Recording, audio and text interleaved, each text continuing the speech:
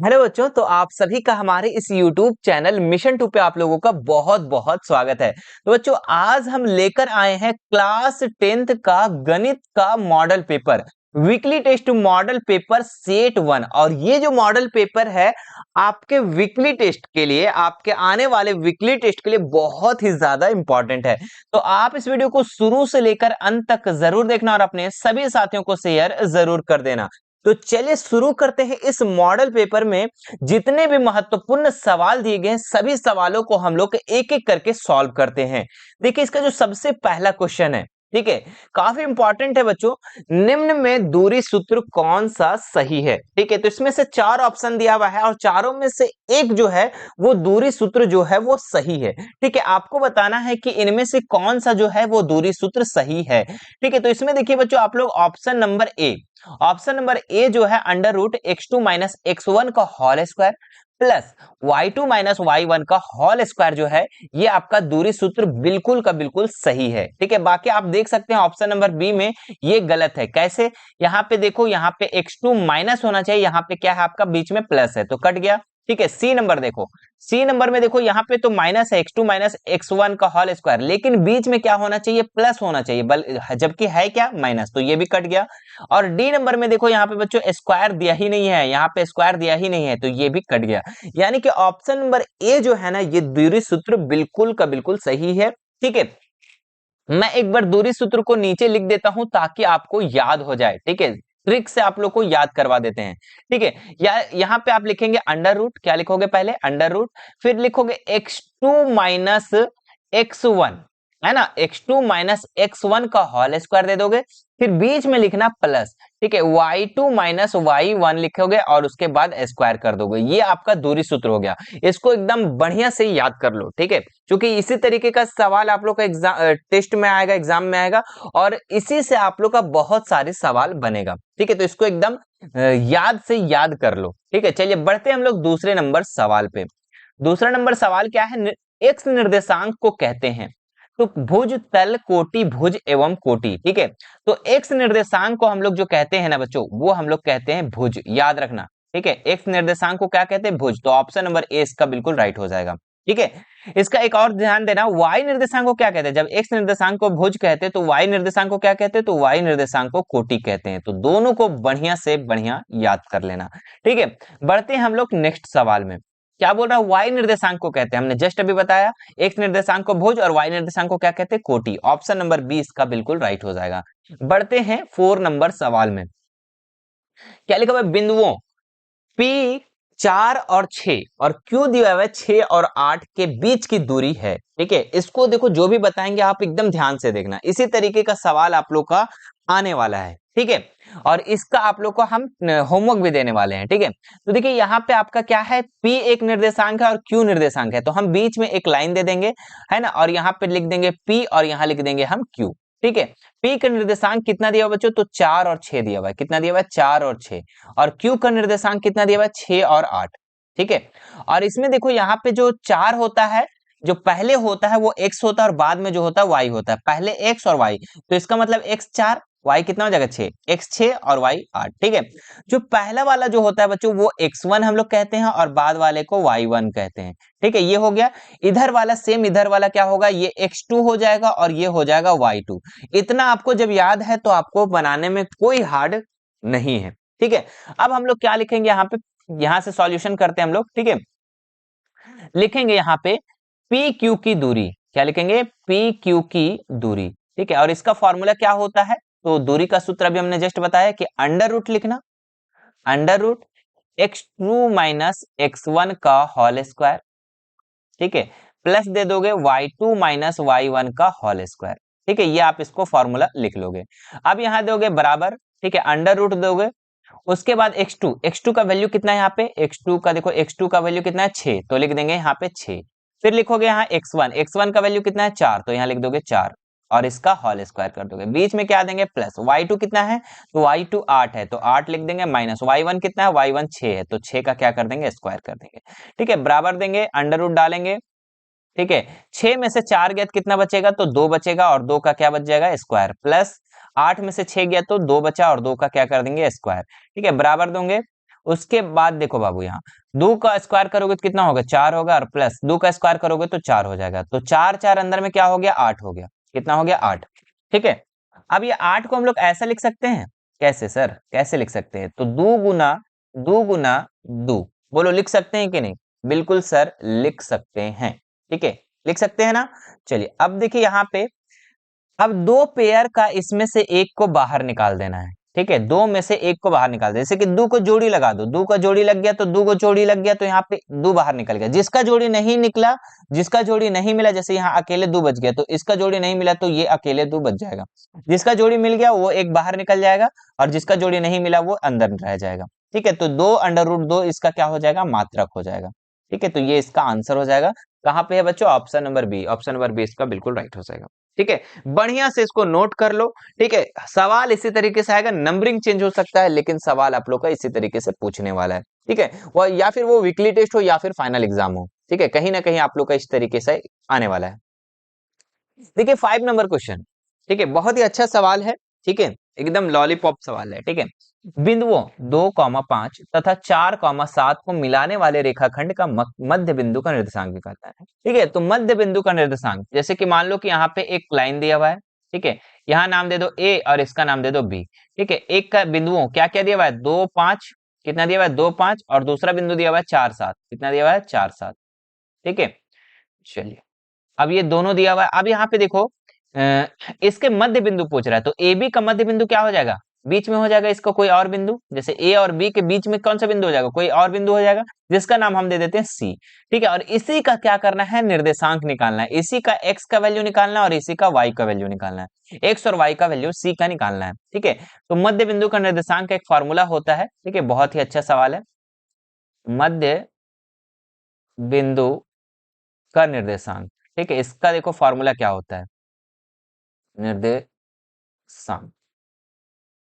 ठीक है, तो इसका क्या होता है, देखो हम लोग को क्या निकालना है, सी का निकालना है ना। तो सी का क्या क्या निकालना है, एक्स और वाई दोनों निकालना है। तो यहाँ लिख देंगे सी और ब्रैकेट में लिख देंगे एक्स कॉमा वाई। ठीक है, और बराबर देंगे या, और यहाँ पे एक बड़ा सा ब्रैकेट देंगे। ठीक है, थोड़ा सा छोटा कर देते हैं, ज्यादा बड़ा हो गया है ना चलो बड़ा सा ब्रैकेट देंगे, जिसमें से यहाँ पे देखो एक्स का मान जब निकालना रहेंगे तो यहाँ पे लिखेंगे x1 प्लस x2/2। ठीक है, ये हो गया, बीच में क्या है कॉमा, तो कॉमा दे देंगे। और y का जब मान निकालना रहेगा तो यहाँ लिख देंगे y1 प्लस y2/2। ठीक है, और यहाँ पे ब्रैकेट क्लोज कर देंगे। ठीक है, चलो अब x1 यहाँ पे कितना है बाबू देखो, तो यहाँ देखो ये x1 है। ठीक है, और ये y1 है। ठीक है, ये तो आपको पहले बता चुके थे, ये x2 हो जाएगा और ये y2 हो जाएगा। ठीक है, चलो अब बैठाओ यहाँ पे x1 कितना वैल्यू दिया हुआ है 2, x1 क्या हो गया, क्या है 2, तो 2 लिख देंगे। ठीक है, ब्रैकेट में, और प्लस x2 कितना है, तो x2 यहाँ पे 4 है तो लिख देंगे 4, और बट्टा में 2, कॉमा देंगे।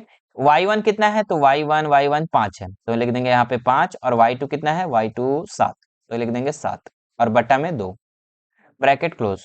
ठीक है, 4 2 कितना हो गया 6 हो गया बाबू, बटा 2 कॉमा 5 7 कितना हो गया 12, 12/2। ठीक है, अब यहाँ पे देखो 6 में से 2 को हम डिवाइड करेंगे कितना हो जाएगा 3, और 12 में से 2 को डिवाइड करेंगे 6, यानी कि इसका जो निकल जाएगा 3,6। ठीक है, इसका जो है सी का जो निर्देशांक है एक्स का और वाई का निर्देशांक कितना निकल जाएगा 3 और 6, यानी कि ऑप्शन नंबर सी इसका बिल्कुल राइट हो जाएगा। ठीक है, तो मध्य बिंदु का निर्देशांक निकालना समझ में आ गया, कैसे निकलता है? सिंपल सी बात है कि जब भी मध्य बिंदु का निर्देशांक निकालना है आपका जिसका भी, तो x1 प्लस x2/2 कर देना, y1 प्लस y2/2 कर देना, और जोड़ करके और आधा कर देना, तो वही इसका क्या निकल जाएगा मध्य बिंदु का निर्देशांक किया। तो इसका कितना निकल गया 3 और कॉमा 6 निकल गया। ठीक है, कोई दिक्कत नहीं। ठीक है, अब इसको अच्छे से जब समझ लिए तो इसका मैं एक होमवर्क दे दे रहा हूँ। ठीक है, बस नंबरिंग चेंज कर देने, सवाल इसी तरीके से रहने वाला है। देखो जो 6 नंबर सवाल है आप लोगों का, ठीक है, मैं इसको होमवर्क कर दे रहा हूँ, इसको आप लोग बना के दिखाओ। ठीक है, बना के आप लोग नीचे कमेंट करना कि कितना आंसर आ रहा है। बिंदुओं दिया हुआ है 4 और 6, और 6 और 8 दिया हुआ, मिलाने वाले रेखाखंड मध्य बिंदु का निर्देशांक निकालना है। मतलब बिंदुओं जो दिया हुआ आपका, ठीक है, थोड़ा सा समझा दे रहे हैं। ठीक है, ताकि आप लोग सबसे बन जाए, है ना। 2,4 दिया हुआ है। ठीक है, जिसका नाम दे दो ए और बी, कुछ भी दे दो। ठीक है, और इसका दे दो 6 और 8 दिया हुआ है। ठीक है, इसका मध्य बिंदु मतलब इसका मान पूछ रहा है सी। ठीक है, सी का मान एक्स और वाई का मान पूछ रहा है। ठीक है, तो इसको कैसे निकालोगे, ऊपर वाले से समझ लिए होगे तो इसको आप लोग बना के बता दो। ठीक है, चलो बढ़ते हैं हम लोग 7 नंबर सवाल में। सभी डायस त्रिभुज समरूप होते हैं। तो सभी कौन से त्रिभुज? समद्विबाहु, विषमबाहु, समकोण, समबाहु। तो सभी समबाहु त्रिभुज जो होते हैं वो समरूप होते हैं, याद रखना। क्या बोले हम? सभी समबाहु त्रिभुज। समबाहु मतलब जिसकी सभी भुजा क्या हो? इक्वल हो। जिसकी सभी भुजा क्या हो? इक्वल हो, बराबर हो। वैसे त्रिभुज क्या होते हैं? समरूप होते हैं। ठीक है, तो ऑप्शन नंबर डी इसका बिल्कुल राइट हो जाएगा। चलिए बढ़ते हम लोग नेक्स्ट सवाल में। यदि एक त्रिभुज के सभी कोण एक अन्य त्रिभुज के संगत कोणों के क्रमशः बराबर हो तो दोनों त्रिभुज के समरूप होते हैं। दोनों त्रिभुज समरूप होते हैं। सर्वांग समरूप की कसौटी निम्न में से किस नाम से जाना जाता है? तो सिंपल सी बात है कि एक त्रिभुज दिया हुआ है, ठीक है, और उसके बाद एक अन्य त्रिभुज भी दिया हुआ है। ठीक है, एक अन्य त्रिभुज दिया हुआ है और इसके जो संगत कोण है ना बच्चों, जैसे कि मान लेते दो ए बी सी, एक त्रिभुज एबीसी है और एक त्रिभुज पी क्यू आर है।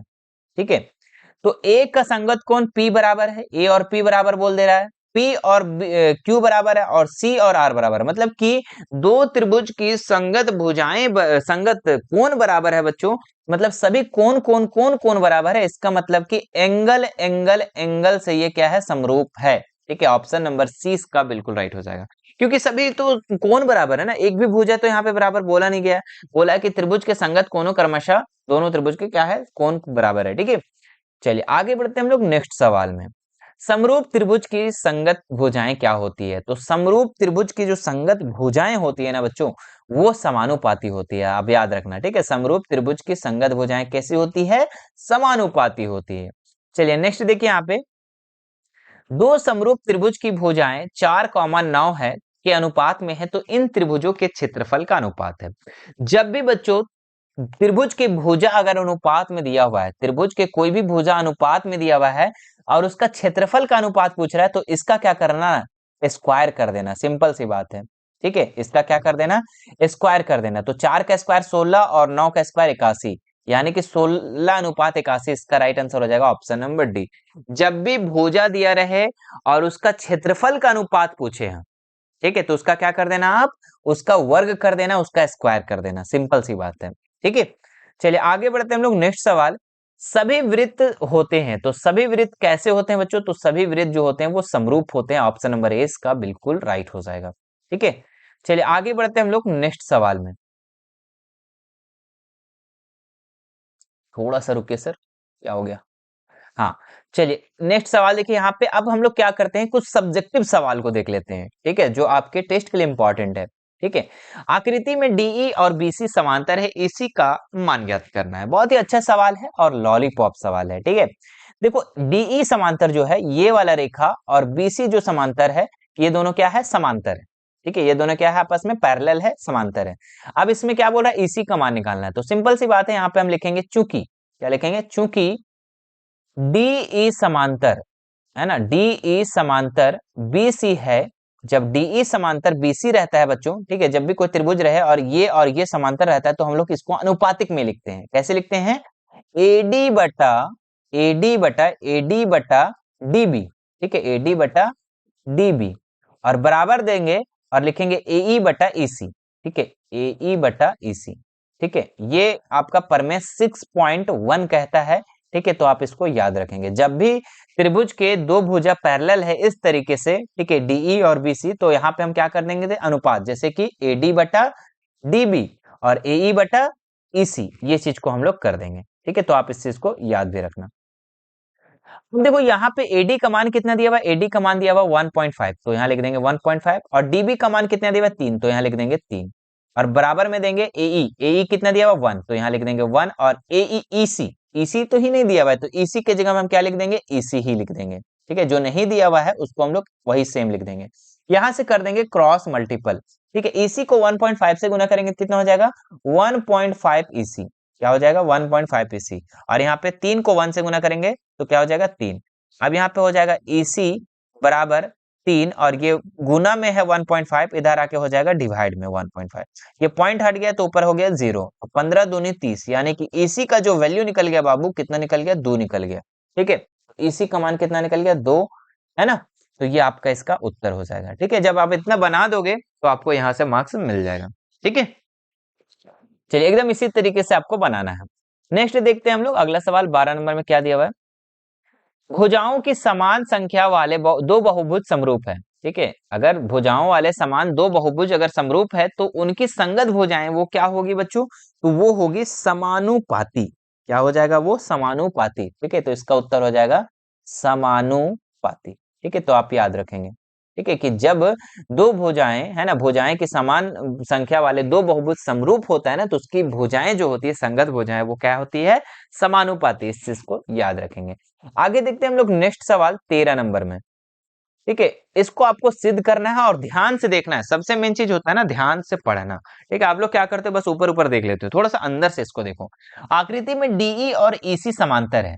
ठीक है, डीई कहाँ गया है, डीई ये वाला रेखा देखो, ये वाला रेखा, और डीई और एसी ये वाला रेखा, दोनों क्या है, समांतर है।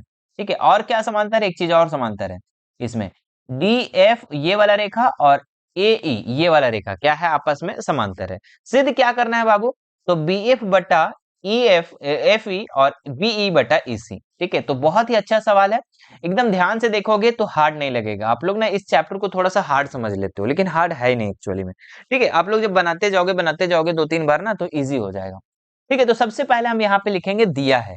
क्या लिखेंगे बाबू, दिया है। ठीक है, दिया है, क्या क्या दिया हुआ है बाबू, ये लिख लो पहले। ठीक है, तो दिया है डीई समांतर एसी। ठीक है, ये दिया हुआ है, और एक चीज और दिया हुआ है, डी एफ समांतर ए। ठीक है, ये चीज दिया हुआ है। सिद्ध क्या करना है, ये यहां नीचे लिखेंगे, सिद्ध करना है। तो सिद्ध क्या करना है यहाँ पे, तो सिद्ध करना है बी एफ बटा एफ ई और बराबर में क्या सिद्ध करना है, बी ई बटा ईसी। ठीक है, इसको क्या करना है, आप लोगों को सिद्ध करना है। बहुत ही अच्छा आसान है। ठीक है, इतना हम लोग क्वेश्चन उतार लिए। यहाँ से आप लिखना है प्रमाण। क्या लिखेंगे यहाँ, प्रमाण।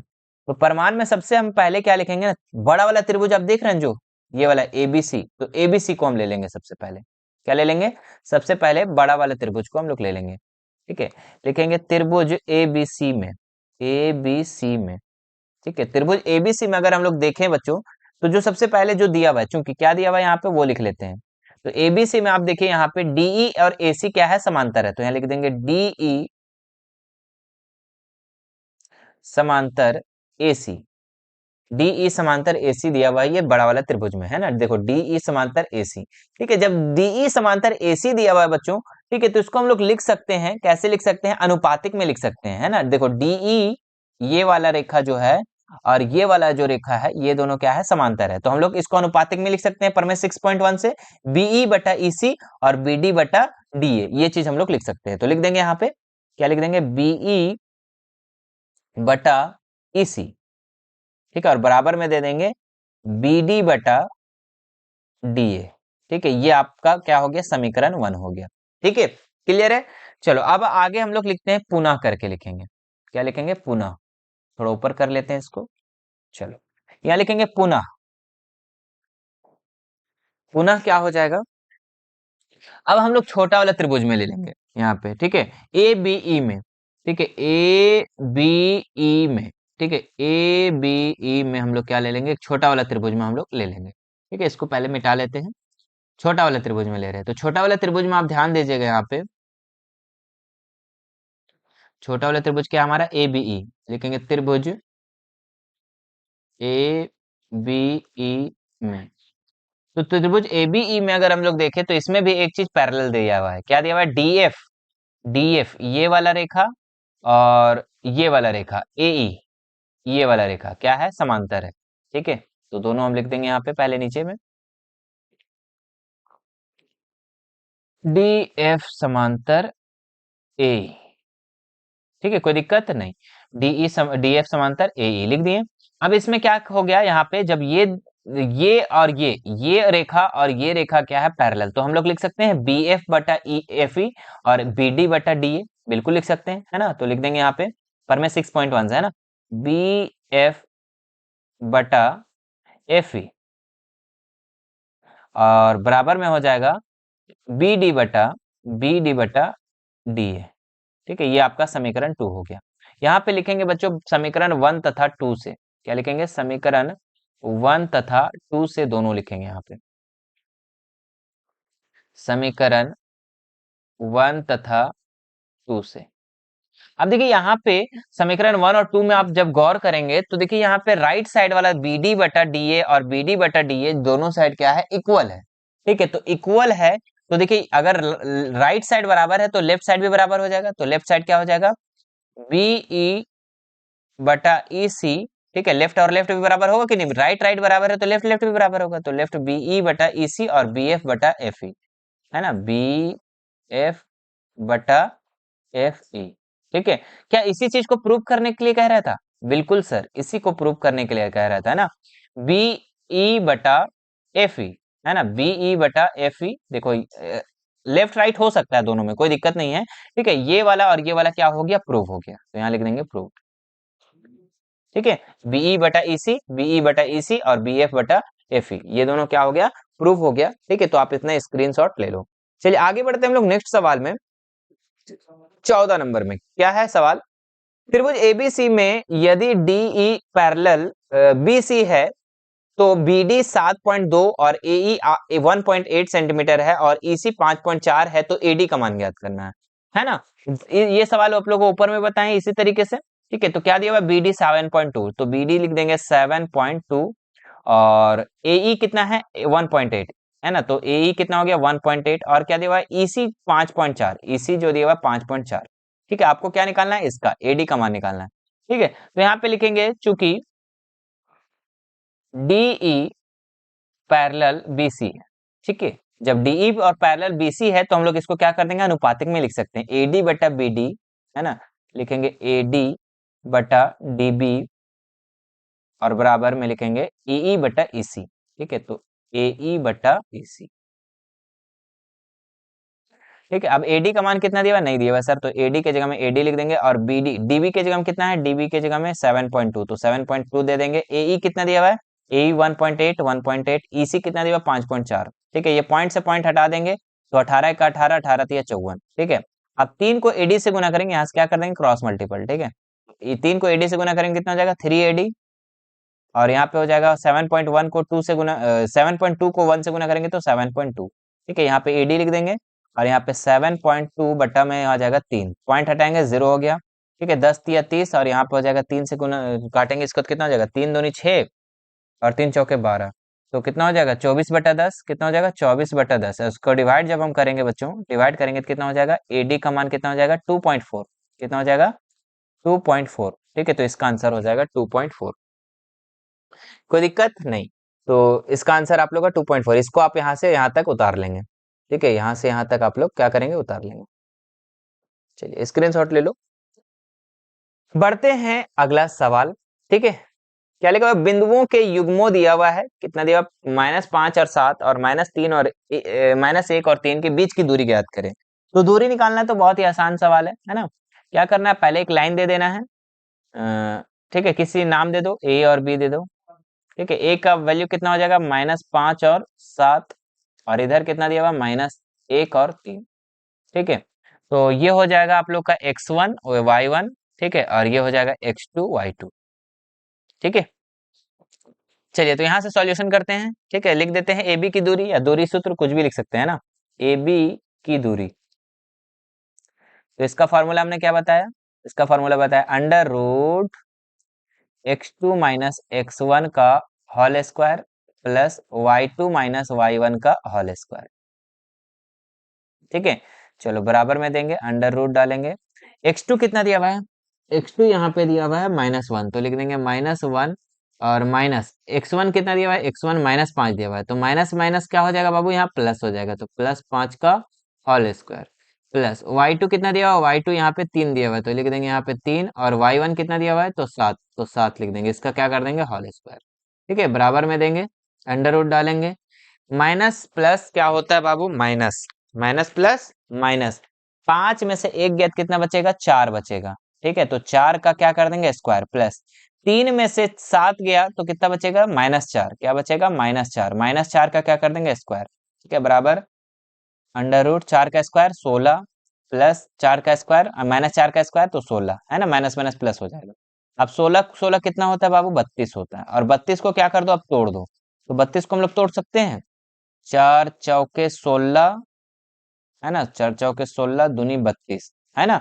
अब 4 और 4 जो है ये दोनों क्या हो गया, जोड़ी मिल गया, तो जोड़ी जो मिल गया वो बाहर और जो नहीं मिला वो अंदर, तो 4 अंडर रूट 2 इसका क्या हो जाएगा, आंसर हो जाएगा। ठीक है, 4 अंडर रूट 2 क्या हो जाएगा इसका आंसर। ठीक है, तो इसको भी आप लोग नोट कर लो। ठीक है, चलिए अब एक लास्ट सवाल बचा हुआ है, ये भी आप लोग कर लेंगे। ठीक है, मैं इसको आप लोग को होमवर्क दे रहा हूँ। ठीक है, 2 सवाल आज की इस वीडियो में हम होमवर्क दिए हैं, दोनों का आप लोग का उत्तर होना चाहिए। इन दोनों के बीच की दूरी निकालना है, बिंदुओं के युग्मों 2 और 3, 4, 1 के बीच की दूरी निकालना है। ठीक है, चलो देखते हैं कितने लोग इसका जवाब दे पाते हैं। ठीक है, तो ये था बच्चों आप लोगों का। ठीक है, कमेंट नीचे जरूर करना। ठीक है, ये था आप लोगों का सेट 1। ठीक है, हमने जो आज बताया वो आप बताया सेट 1। ठीक है, मॉडल पेपर सेट 1। इसके बाद आप लोग के लिए आने वाला है सेट 2। ठीक है, तो नीचे जरूर कमेंट कर देना कि वीडियो अच्छा लगा या नहीं लगा। अगर लगा तो लाइक करेंगे, उसके बाद नीचे एक कमेंट कर देंगे कि सेट 2 जल्दी लेकर आइए। ठीक है, वीडियो को अगर बाद में देख रहे हो तो सेट 2 भी आप लोगों को चैनल पे अपलोडेड मिलेगी। ठीक है, बाकी कोई भी दिक्कत होती है आप हमें मैसेज करेंगे। ठीक है, हमारे इंस्टाग्राम का लिंक, टेलीग्राम का link, WhatsApp group, WhatsApp channel, चारों का लिंक मैं डिस्क्रिप्शन में डाल दिया हूँ। ठीक है, वहां से आप हमसे ऐड हो करके और बेझिझक कोई भी सवाल कर सकते हैं।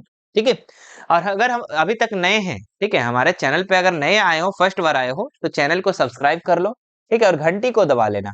ठीक है, ताकि हमारा नया वीडियो जैसा है तो आपके पास नोटिफिकेशन चला जाए। ठीक है, तो जिस तरीके से आप लोगों को वीकली टेस्ट तैयारी हो रहा है, उसी तरीके से अर्धवार्षिक परीक्षा और फाइनल बोर्ड के लिए भी तैयारी करवाया जाएगा। ठीक है, तो चैनल पे आपको जुड़े रहना है। ठीक है, और चैनल को ज्यादा से ज्यादा आप लोग ना थोड़ा सा एक नेक काम जरूर करना, शेयर ज्यादा से ज्यादा कर देना। ठीक है, सभी लोगों को। ठीक है, चलिए फिर मिलते हैं नेक्स्ट वीडियो में। Thank you so much.